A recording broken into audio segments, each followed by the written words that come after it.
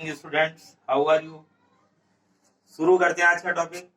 आज का टॉपिक भी क्लास 11 के लिए रहेगा फिजिक्स में, जिसमें हम कुछ एक बातों को चर्चा में लेंगे, जो एक्यूरेसी के बारे में, सिग्निफिकेंट डिजिट के क्या क्या रूल्स हैं कि कब किस दी हुई फिगर में कितनी सिग्निफिकेंट डिजिट्स होती हैं, तो इसको हम कैसे ऑप्ट करें, तो इसके बारे में थोड़ा डिस्कशन करेंगे। तो पहली बात आती है एक्यूरेसी किसको बोले।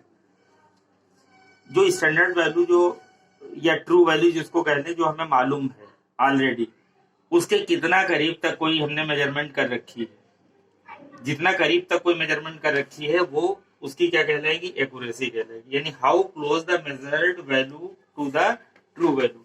सपोज कर ले कि कोई चीज की ट्रू वैल्यू 10 है जो ऑलरेडी नोन है, ठीक है। अब अगर मान लीजिए कि किसी ने इसको 9.9 तक नापा और किसी ने इसको 9.8 तक नापा, तो ये जो है ये ज्यादा एक्यूरेट है, it is more accurate value. यानी एक्यूरेसी 9.9 वाली ज्यादा है, 9.8 वाली कम है।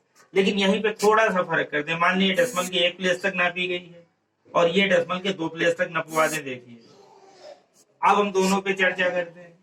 पहली वाली एक्यूरेसी ज्यादा है, यानी ये ज्यादा एक्यूरेट वाली बात करती है, लेकिन ये ज्यादा प्रिसीजन वाली बात करती है। प्रिसीजन का मतलब होता है कि up to what level, what extent, what limit, यानी किस सीमा तक कोई चीज नापी गई है। किस सीमा तक का मतलब है कि उसका रेजोल्यूशन क्या है, या बहुत संक्षिप्त भाषा में कह ले कि वो डेसिमल के कितने प्लेस तक ज्यादा बारीकी से नापी गई है। तो हम पाते हैं कि ये डेसिमल के 1 प्लेस तक नापी गई है, ये डेसिमल के बाद 2 प्लेस तक नापी गई है। तो जो ज्यादा प्लेस तक नापी जाएगी, यानी जो ज्यादा लीस्ट काउंट को कवर करेगी, तो वो ज्यादा प्रिसीजन वाली बात कहलाएगी। यानी मोर प्रिसीसियस वैल्यू ये है, लेकिन मोर एक्यूरेट वैल्यू ये कहलाएगी।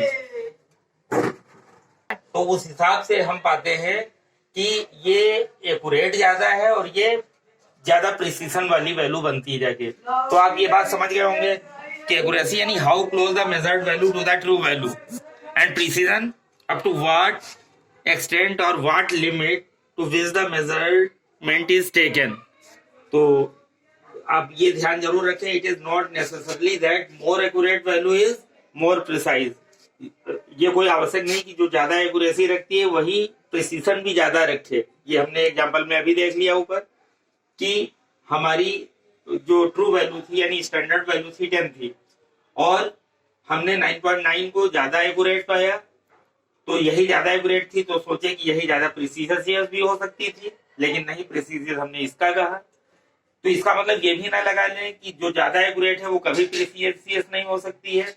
ये डिपेंड करेगा डेसिमल की कितने प्लेस तक नापा गया। अब समझ लीजिए, इसी एग्जांपल में हम थोड़ा आगे बढ़ते हैं। एक स्टैंडर्ड वैल्यू 10 थी, हमने नापा 9.98 और दूसरी तरफ नापा गया है 9.8। उस हिसाब से देखें क्या है, it is more accurate as well as it is more precise. क्यों एक्यूरेट? क्यों? क्योंकि ये 10 के ज्यादा करीब है, इसके मुकाबले ये वाली 10 के ज्यादा करीब है। दूसरा, ज्यादा प्रिसीसियस क्यों? क्योंकि ये डेसिमल के बाद 2 प्लेस तक नापी गई है, ये डेसिमल के बाद 1 प्लेस तक नापी है। इसका मतलब माइंड में ये कॉन्सेप्ट सिर्फ ना बैठा ले कि जो ज्यादा एक्यूरेट होगी वो प्रिसीजन हो ही नहीं सकती, ऐसा भी नहीं हम कह सकते। यानी वहां पे हमें एक डिसीजन लेना पड़ेगा। डिसीजन दोनों के अपने अपने रूल है, क्या कि जो ट्रू वैल्यू के ज्यादा करीब है वो एक्यूरेट ज्यादा होगी, और जो डेसिमल के ज्यादा प्लेस तक निकाली गई है वो प्रिसीसियस ज्यादा होती है। मान लीजिए यहाँ एक और हम थोड़ा एग्जांपल चलाए देते हैं कि मान लीजिए कि हमने ये लिख दिया। अब बात आती है कि एक्यूरेट के मामले में तो ये 10 के ज्यादा करीब है, it is more accurate, 9.98 is more accurate, accuracy इसकी ज्यादा है। अब प्रिसीजन देखें कि किसका ज्यादा है, क्या इसका ज्यादा है? तो ये भी दिमाग से निकाल दें कि जो कम होती वही प्रिसीजियस ज्यादा होती ना। वो तो डेसिमल के प्लेस पे डिपेंड करता है। यहाँ देखा डेसिमल के 2 प्लेस तक नापा गया, ये भी डेसिमल के 2 प्लेस तक नापा गया, तो यहाँ प्रिसीजन दोनों ही वैल्यूज का बराबर है। इसका मतलब 9.98 is more accurate and the precision of here 2 values is extremely same. यानी दोनों का प्रिसीजन क्या है, सेम आया। ये आप बिल्कुल क्लियर ख्याल रखें। उसी एक एग्जांपल के तौर पे हमने यहाँ समझाया था, मान लीजिए कि स्मॉल जी की वैल्यू 9.8 मीटर पर सेकंड स्क्वायर होती है, किसी ने मेजर किया 9.7, किसी दूसरे ने मेजर किया 9.68, तो ये 9.7 ज्यादा करीब है 9.8 के, इसका मतलब ये ज्यादा एक्यूरेट वैल्यू हो गई, लेकिन ये 2 प्लेस तक नापी गई है तो ये ज्यादा प्रिसीजन वाली वैल्यू हो गई। यही यहाँ पे मैंने समझाया। अब significant figures in algebraic operation, algebraic operation जो प्लस माइनस मल्टीप्लाई या डिवाइड, उनमें सिग्निफिकेंट फिगर का अपना क्या रोल है। तो एडिशन और सब्ट्रैक्शन में एक जैसा रोल चलेगा। क्या हम देखेंगे कि डेसिमल के बाद ओवरऑल सब नहीं कि 12.32 में सारी सिग्निफिकेंट देखें तो 4 थी, हमें वो नहीं देखना। हमें सिर्फ देखना है कि डेसिमल के बाद कहाँ पे कम है। जैसे डेसिमल के बाद यहाँ पे है 2 और डेसिमल के बाद यहाँ पे है 3, तो आंसर जो निकालेंगे उसमें भी कम वाले के हिसाब से रखेंगे बस। यानी कम वाले के हिसाब से का मतलब है कि आंसर हमारा ऐड करके आया 112.324, तो आंसर में डेसिमल के बाद आ गई 3, लेकिन हम देखते हैं यहाँ पे 2 थी, यहाँ पे 3 थी, तो हमें आंसर में 2 रखनी है 3, ये डिसीजन लेना है। तो हमें कौन वाली रखनी होती है, जहां पे कम आई हो, कम वाली, वही वाली अपने आंसर में रखते हैं।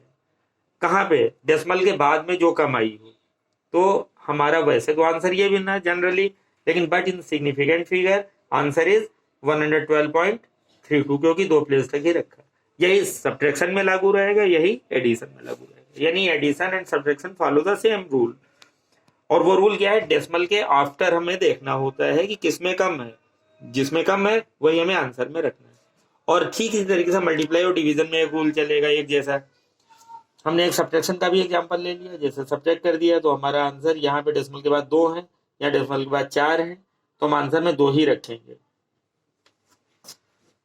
तो इस तरीके से आप समझ गए होंगे। अब सेकंड वाले में, in multiplication and division we retain the significant figure in the final result equal to the least number of significant figure in any of the number. यानी मल्टीप्लाई और डिवाइड में क्या करते हैं कि डेसिमल के बाद वाली नहीं देखते, बल्कि सारी की सारी देखते हैं। यानी डेसिमल के पहले से लेकर डेसिमल के बाद तक सब। जैसे एक्स में 1 2 3 4 यानी ये 4 है सिग्निफिकेंट, वाई में 1 2 3 यानी ये 3 है सिग्निफिकेंट।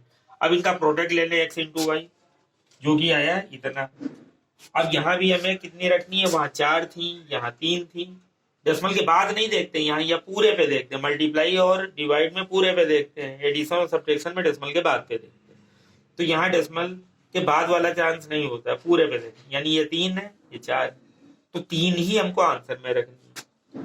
तो यहाँ but here 2.02 contains only 3 significant, जो कि मिनिमम है। So our answer should, where answer should also contain 3 significant figure, then we write it as, अब 3 प्लेस तक रखें, ये यहां तक रख पाएंगे 8.46। तो राउंड ऑफ कर लें, ये 5 से बड़ा है, इसलिए राउंड ऑफ करते समय इसको छोड़ना तो है सबको, लेकिन एक बढ़ा दें जो कि 5 से बड़ा है, तो 8.47 ये रहा। ठीक, ऐसे कोई भी आप एग्जांपल करके देख पाएंगे। अब डिवीजन में आते हैं। मान लो x है 7500, इसमें 4 नहीं 2 है सिग्निफिकेंट, क्योंकि लास्ट के 0 नहीं काउंट होते हैं। y 20.83, इसमें 4 है सिग्निफिकेंट सब मिला के, तो x अपॉन y ये इसमें इतना आया आंसर। तो इसमें भी हमको जो कम हो, यानी यहाँ 2 है यहाँ 4 है, तो आंसर में हमको 2 ही सिग्निफिकेंट रखनी है, क्योंकि ये वाली कम है तो आंसर में भी कम। तो 2 का मतलब तो 36 रह जाएगा।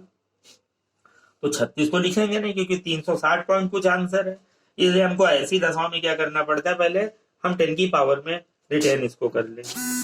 तो then we write it as, इसको कैसे लिखें, इनटू 10 की पावर 2, क्योंकि डेसिमल को शिफ्ट कर दें यहाँ पे 3 के बाद। तो हमारे पास, अब हम राउंड ऑफ कर लें, क्योंकि 2 रखनी थी, तो हमारे पास 2 का मतलब है ये यहाँ तक रहेगी, लास्ट बाकी छोड़ दें। तो 3.6 इंटू 10 की पावर 2। अब उसको बोलना चाहें तो 360 बोल सकते हैं। एक और एग्जांपल लेते हैं। अगर मान लो डिस्टेंस 1331 किलोमीटर की हो, कितनी हो, किलोमीटर की हो, covered in 11 hours by a train, then speed उसकी बताएं कि कितनी होगी। तो स्पीड जो होती है वो distance upon time, distance upon time. तो 1331 को अगर हम डिवाइड कर दें किससे, 11 से, 11 बन जाए 11, 2 3 11 2 टाइम्स 22, 1 1 11 बन जाए 11, उस हिसाब से स्पीड जो आ गई वो क्या आ गई 121 किलोमीटर पर आवर। लेकिन अगर कोई कहे कि आंसर इन सिग्निफिकेंट फिगर में बताना है तो सिग्निफिकेंट इसमें तो है 4, इसमें तो है 2, तो आंसर हमारा कितना रह गया 12। तो स्पीड कहाँ 121 किलोमीटर पर आवर थी, तो क्या उसको 12 लिख देंगे? तो साइंस तो कहती है कि बातों को ज्यादा क्लियर करके बताती है, तो यहाँ तो 12 रह जाएगा। तो इसको ऐसे नहीं लिखेंगे, बल्कि इसको हम क्या कर लेंगे 10 की पावर्स में ले लेंगे, into 10 power 2 kilometre per hour. अब देखें 2 डिजिट रखनी थी, यहाँ 2 थी, यहाँ 4 थी, तो 2 रखनी है हमको, तो अब 2 डिजिट ले लें 1.2। और हम बता चुके हैं आपको रूल्स में कि 10 की पावर्स वही जो ऑर्डर ऑफ मैग्नीट्यूड है उसका कोई फर्क नहीं पड़ता, यानी 10 की पावर वही की वही लगाए रखें किलोमीटर पर आवर। इसको अगर आप एक्सटेंड भी करेंगे 1.2 इंटू 10 की पावर 2, तो आपके पास लगभग क्या आ जाएगा 120, जो कि एक्यूरेट स्टैंडर्ड आंसर के करीब ही पहुंचा रहा है। और अगर मान लिया आप 12 लिख देते तो कहाँ 121 आंसर होना चाहिए था, कहाँ 12 रह जाता, तो वो बाद में अपनी जो क्लियर बात जो थी उससे कहीं काफी दूर रह जाता। तो इसलिए आप ये हमेशा ध्यान रखिए कि पहले 10 की पावर्स डेसिमल को शिफ्ट करके 10 की पावर्स में चेंज कर लिया करें। आफ्टर दैट तब आप राउंड ऑफ करें, अगर 2 डिजिट लेनी तो 2 ले लें, 10 की पावर का कोई फर्क नहीं पड़ेगा। तो अब इस तरीके से आपको प्रैक्टिस की जरूरत रहेगी, आप अपनी टेक्स्ट बुक से देखें और इस तरीके के क्वेश्चंस को प्रैक्टिस में इन्वॉल्व करें, और आपको ये सारी बातें क्लियर होती चली जाएंगी।